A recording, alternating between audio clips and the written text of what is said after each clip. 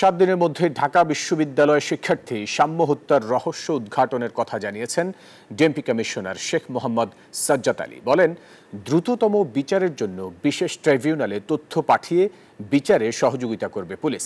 শনিবার বিকেলে ঢাকা বিশ্ববিদ্যালয়ের ভিসি লাউঞ্জে বৈঠকে এসব কথা বলেন ডিএমপি কমিশনার। বৈঠকে এই ঘটনার দ্রুত বিচার যেন হয় সে সহযোগিতা প্রশাসনকে করা হচ্ছে বলে জানান ঢাকা বিশ্ববিদ্যালয়ের ভিসি অধ্যাপক ডক্টর নিয়াজ আহমেদ খান। ঘটনা তদন্তে 7 সদস্যের তদন্ত কমিটি গঠন করেছে বিশ্ববিদ্যালয় প্রশাসন। আজ স্বরাষ্ট্র উপদেষ্টার সাথে বিকেল 3টায় বিশেষ সভার আয়োজন করা হয়েছে বলেও জানান তিনি। বিশ্ববিদ্যালয়ে আলাদা পুলিশিং নিশ্চিতে আলোচনা চলছে বলেও জানিয়েছে বিশ্ববিদ্যালয় কর্তৃপক্ষ।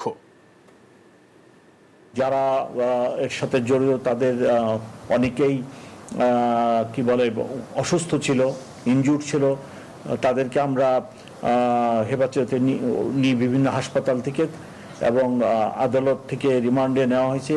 এই পরবর্তী কার্যক্রম আগামী 7 দিনে শেষ করে আমরা চেষ্টা করব পুলিশের তরফ থেকে একটা পূর্ণাঙ্গ ব্রিফিং দেওয়ার জন্য।